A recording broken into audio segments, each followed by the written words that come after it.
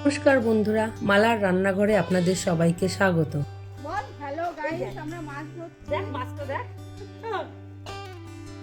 বাড়ির মাঠ থেকে এই পুঁটি মাছগুলো ধরেছি, আজ এটারই রেসিপি হবে।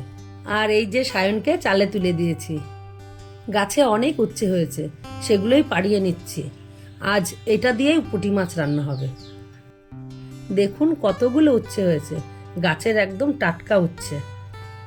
উচ্ছে গাছের পাশে বেগুন গাছটায় দেখি বেশ কিছু বেগুন হয়েছে, সেগুলোও তুলে নিচ্ছি। এই বেগুনগুলো দিয়েও মাছের ঝোল খুব ভালো লাগে।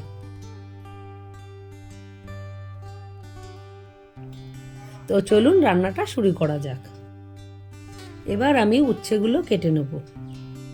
আমার ভিডিওগুলো ভালো লাগলে লাইক, কমেন্ট, শেয়ার করতে ভুলবেন না। ভিডিওটা শেষ পর্যন্ত দেখার অনুরোধ রইল। উচ্ছেগুলো কাটা হয়ে গেছে, এবার আমি এগুলো ভালো করে ধুয়ে নেব। এবার মাছগুলো ভাজবো।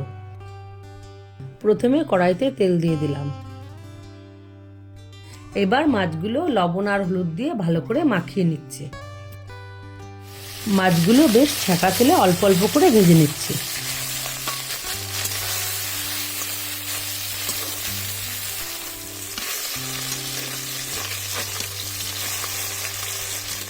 মাছগুলো টাটকা বলে ভাজার সময় একটুও ভাঙেনি। গরম গরম পুঁটি মাছ ভাজা খেতে কিন্তু দারুণ লাগে। এবার ওই তেলে আলুগুলো হালকা ভেজে নেব। এবার একটু লবণ আর হলুদ গুঁড়ো দিয়ে দিচ্ছি। আলুগুলো ভাজা হয়ে গেছে, এবার উচ্ছেগুলো দিয়ে দিলাম।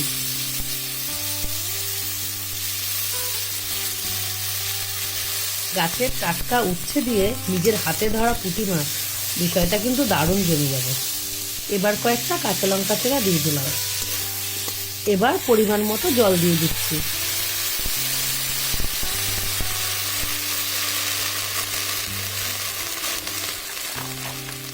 একটু হলুদ গুঁড়ো দিয়ে দিলাম। ঝোলটা ফুটে উঠেছে, ভেজে রাখা মাছগুলো দিয়ে দিচ্ছি। রান্নাটা প্রায় হয়ে এসেছে, এবার আমি ফোড়ন দেব। তরকারিটা নামিয়ে নিয়ে কড়াইতে এবার তেল দিয়ে দিচ্ছি। ফোড়নে দিলাম রাঁধুনি, আর ফোড়নের মধ্যে তরকারিটা দিয়ে দিলাম।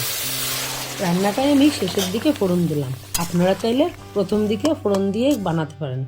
এবার শুকনো খোলায় ভেজে রাখা জিরে ধনিয়ার গুঁড়ো দিয়ে দিলাম। আমার রান্নাটা হয়ে গেছে, আপনারা এইভাবে বাড়িতে বানিয়ে খাবেন, ভালো লাগবে। ভিডিওটা শেষ পর্যন্ত দেখার জন্য আপনাদের সবাইকে ধন্যবাদ জানাই। আজ তবে আসি, দেখা হচ্ছে পরের ভিডিওতে।